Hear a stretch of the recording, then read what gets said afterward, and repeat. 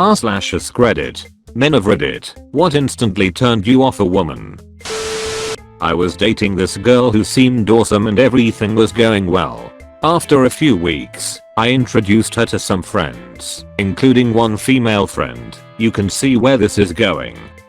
Everyone liked her and all seemed well, but as soon as we left, the girl I was dating started interrogating me about my relationship with my platonic female friend. My friend has been with her boyfriend for 9 years, but this woman was convinced that something romantic was going on between us, no matter what I said. It escalated to the point where she said I had to cut the friend out of my life completely. She's been a close friend of mine for 7 years, so that wasn't happening. After about an hour of fruitless arguing, I ended things. I don't think I've ever gone from being super attracted to someone to beyond done with them that quickly before. Fun times. Desperation. It's a common internet meme for men to be desperate and scare women away. Let me tell you, it happens the other way as well. I met a girl online who was pretty, had a good job, kind, generous, and was overall a solid catch. The problem she had was that she was way too desperate to find a partner.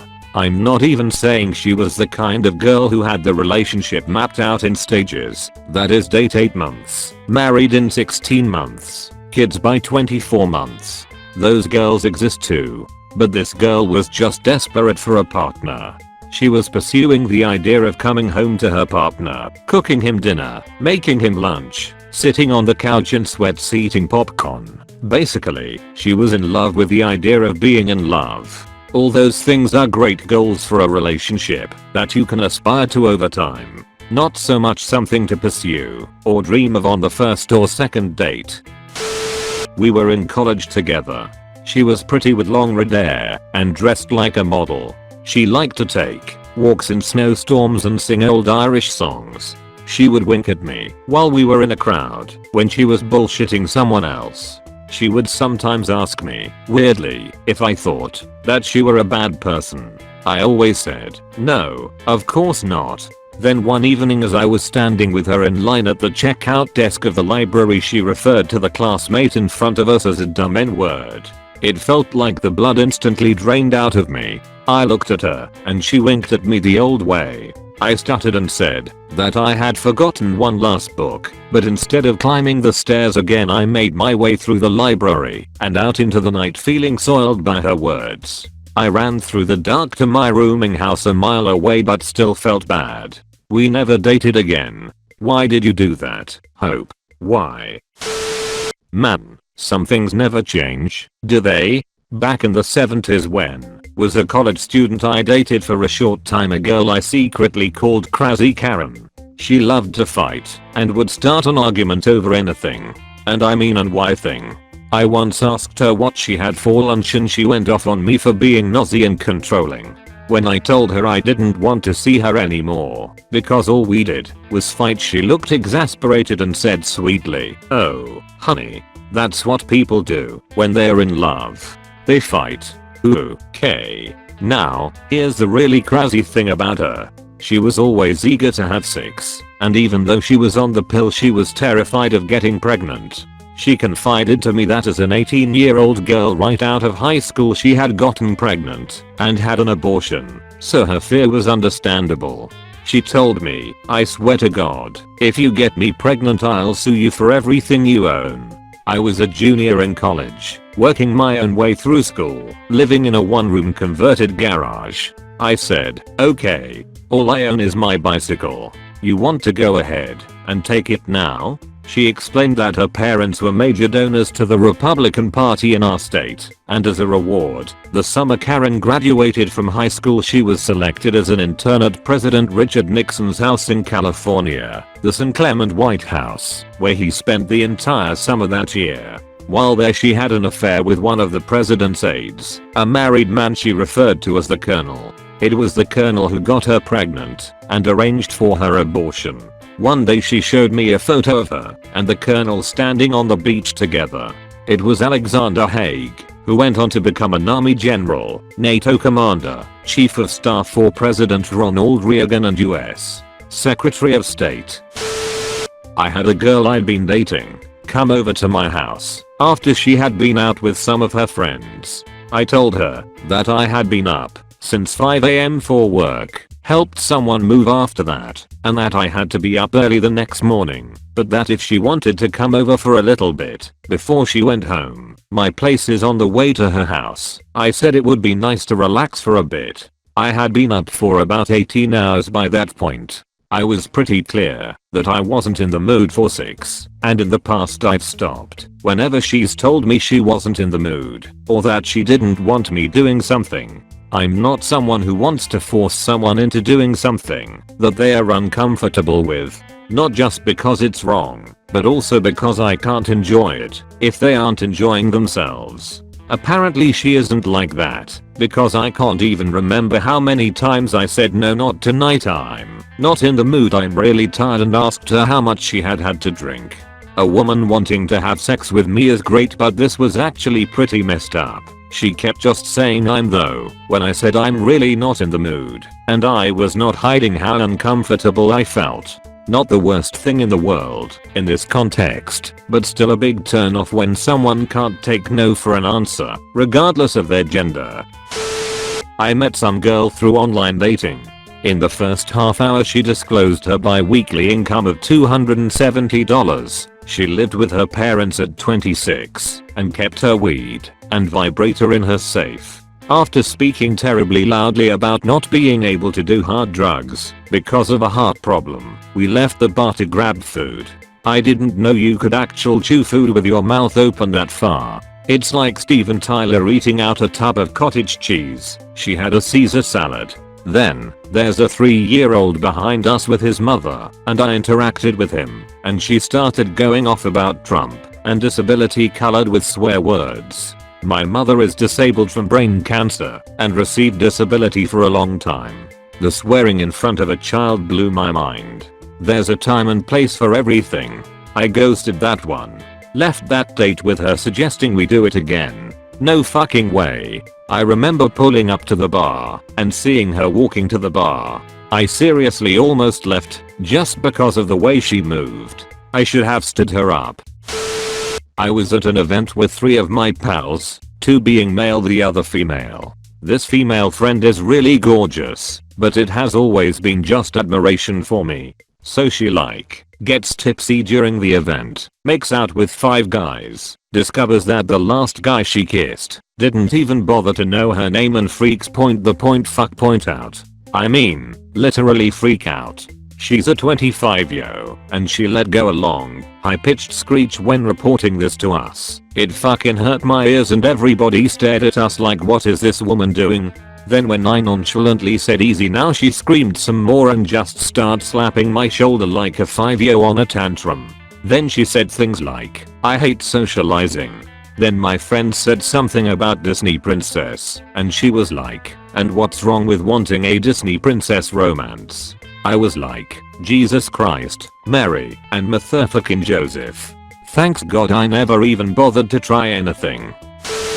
Met a woman online. She was overweight, but overall I thought she was cute. Wanted to give her a chance. I messaged her, and we hit it off. Very good vibe, and we agreed to meet in a few days. Well, it turns out the woman I met didn't look anything like the woman I was speaking to. She was thin, gorgeous, and really in shape. She explained that she used her old pictures to see who was really there for her and not her appearance. Something about that rubbed me the wrong way. I knew what she was trying to do, but at the same time, I don't like being lied to at the start of a relationship. Edit, I say a few days. We met roughly 12 days later. Here's a story to share, because I want to say it. Bet no one responds, but it's related. I have a coworker, female, who is thought of as attractive around the office. I mean, she is attractive. When I first started here, she definitely caught my eye. As we both recently moved to an area near each other in downtown Chicago, and our office is in the suburbs, we have begun carpooling. Well, when it started out, we kinda were just doing it to save time, gas, wear on cars, and our sanity sitting in traffic. but we became closer and started sharing information about our dating histories. This was okay when we started carpooling because we were both seeing other people. Well, we both broke up with those people at some point, but I found someone very quickly and I'm not going anywhere. I'm 100% all in this new relationship, barring learning a few things, but I don't think anything could change my mind unless she doesn't want kids in like 2 to 3 years. Since then, Carpool Girl has been dropping hints that she wants to fuck me, sending me rap songs with lyrics about being side hoes and riding dicks, but not telling anyone, wanting to play video games alone at my house. It's okay that she caught feelings. Happens. What's not okay is this. 1. She's not talking about it. She's low-key making it awkward, so I've been deflecting for a bit too. She seemingly caught feelings because I was taken. 3. She's my coworker and isn't approaching this in a way that makes it so I could be honest about a relationship. Like, we are at a giant Fortune 500 company, and if the #METOO movement comes to my office and I slept with her, I'd panic about being fired just cause. 4. She knows I'm Catholic and a one vagina guy and did this anyway. I find my girlfriend attractive because of her morals and her extreme kindness and compassion.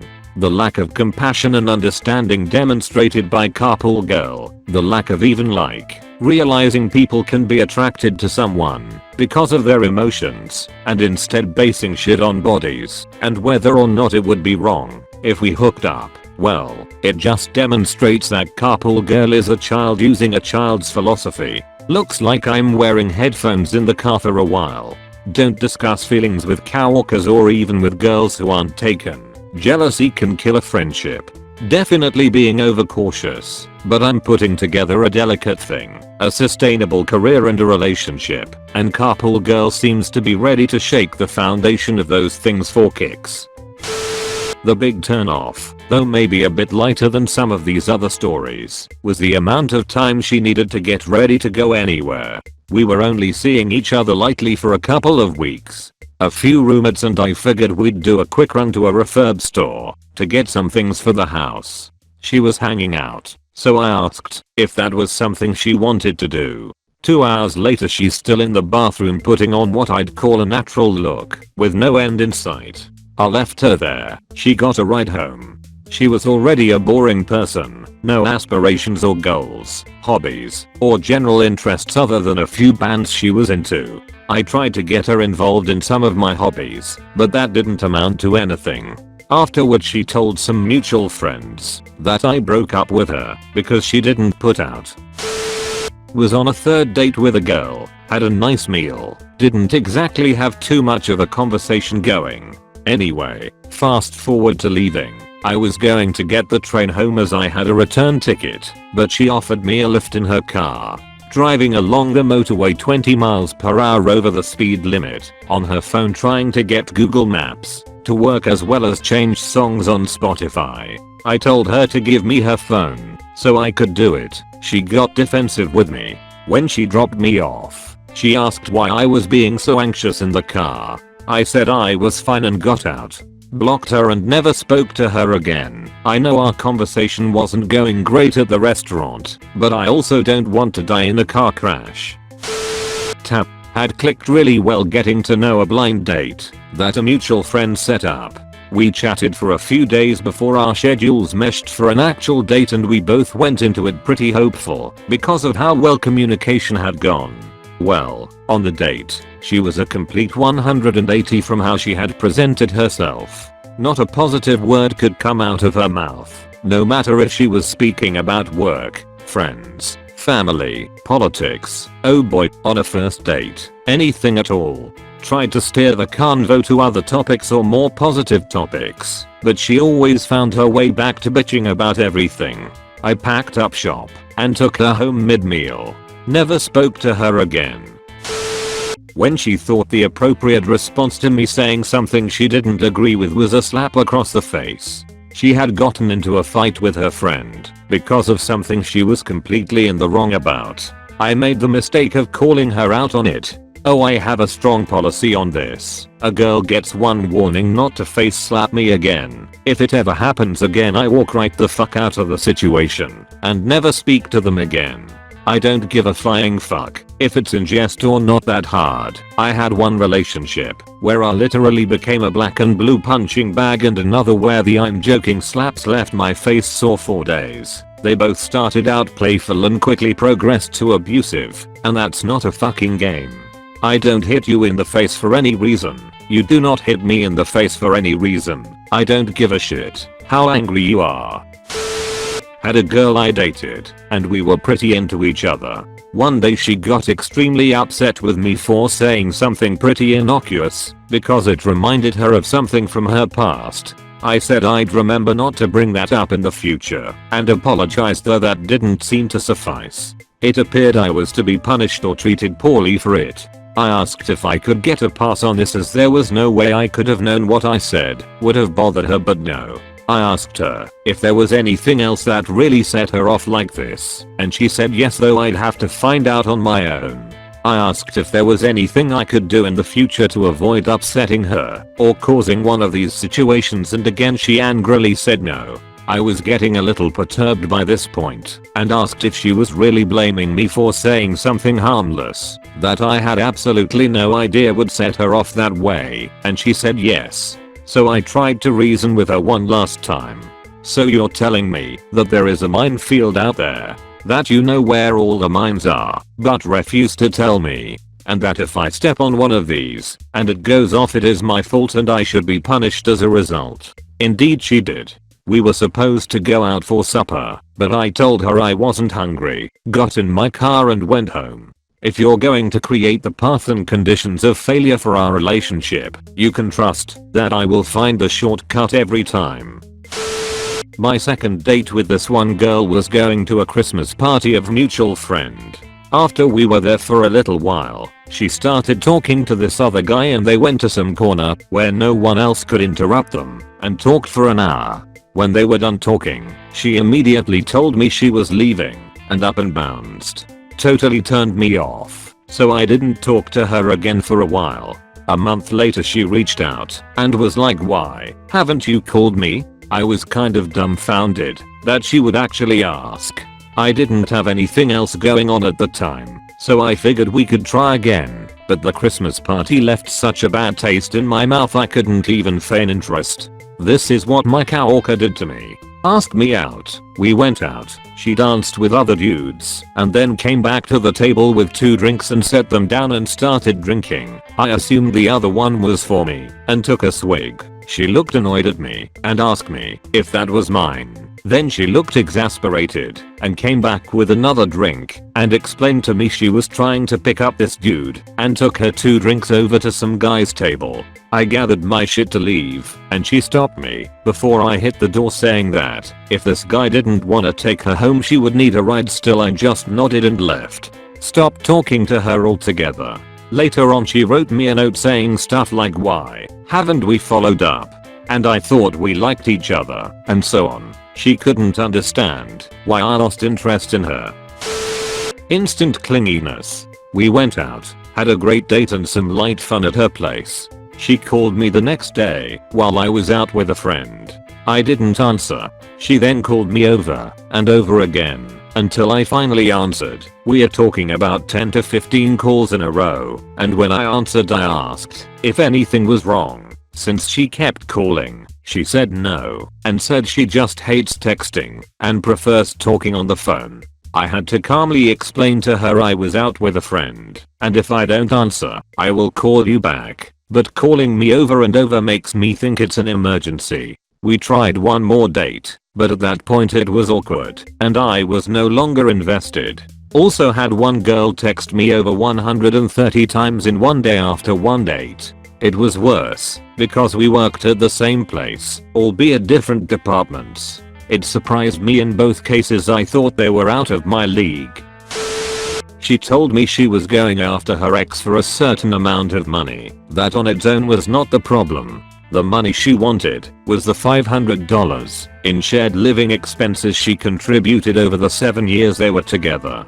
She wanted every penny back. She thought that, as long as they stayed together, then the contribution made sense, but if they broke up, then she got to live for free, retroactively. Food, mortgage, utilities, all of it.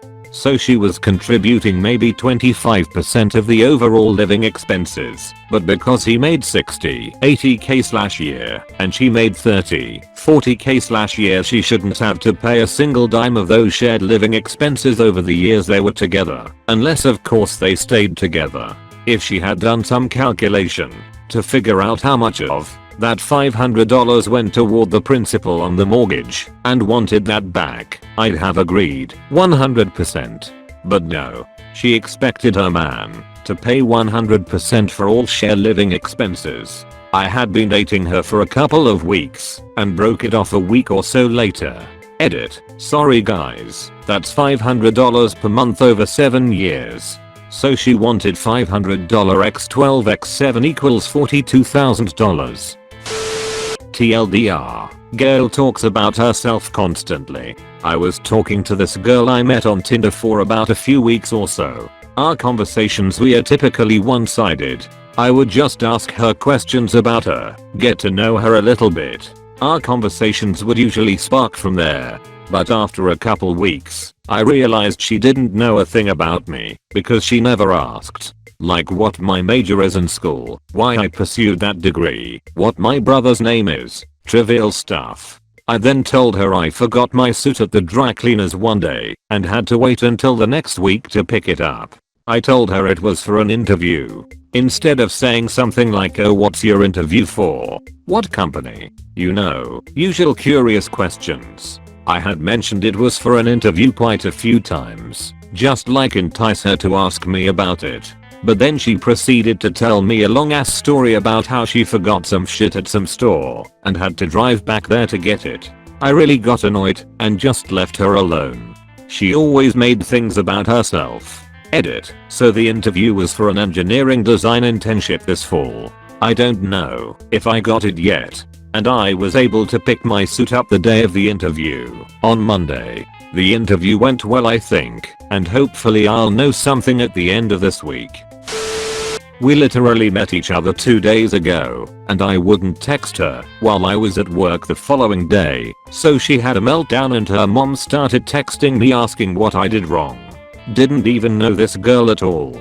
Edit. I was 19 at the time and this girl was 18. I work with her at a retail store. Anyways, she messaged me on a Monday mornings like 7. We started talking and whatnot, and she FaceTimed me out of nowhere. So we feed for an hour or so, then I had to go to work. Later that day she came and sat with me on my lunch break and the vibe was off. I didn't really feel a connection, so I just was being more of a friend.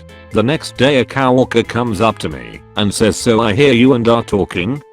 I said I don't even know her last name. Coworker starts laughing. The girl texted me later that night and says, so I guess this means we are talking, since coworker knows our day. I don't even know your last name, and that set her off apparently, cause 5 minutes later she replies, but it's her mom asking what I did wrong, because the girl is having a meltdown. I met her Monday morning, and by Tuesday evening I blocked contact. When she got drunk, turned super angry towards me, then defended herself, and didn't remember it the next day. I hate people like this. There was a woman in college I was a casual friend with. She was cute and bubbly, which would normally be right up my alley, but for some reason, my attraction to her was met at best. At a party, she decides to entertain her friends by humiliating me. For some reason, she comes up to me and insists that there's a cat in the bathroom and that I should come play with it. I don't believe that for a second, but she asks me to humor her and go in anyway. So, to humor her, I go into the bathroom. As she shuts the door behind me, I see her turn to a friend and burst into laughter, shouting he thinks there's a cat in there. I figure that was really fucking rude, but whatever, since I'm in the bathroom, I might as well use it. As I'm washing my hands, I hear her shout through the door that one of my friends wants to show me her breasts. As this is another obvious and bizarre lie, all I can muster in response is okay. The bathroom door opens slightly, and some jock looking dude lifts up half his shirt. to show his nipple before closing the door again, followed by howling laughter from that group of friends. I guess they thought I was a clueless enough loser that I had fallen for it or something. I don't know what her motivation was, as I didn't know any of these friends of hers. I just know that she was being an absolute jackass and that my opinion of her had plummeted. A couple of days later, on the college campus, she sees me in passing and comes up to me acting all bubbly and friendly like normal. Confused, I mentioned that she had been rather mean to me a few days prior. She quickly replies, "I'm a mean drunk, you can't hold that against me." I just said okay and never spoke to her again. Anyone who uses alcohol as an excuse to get away with shit is a terrible person. Thank you so much for watching the whole video. Please leave a like and subscribe.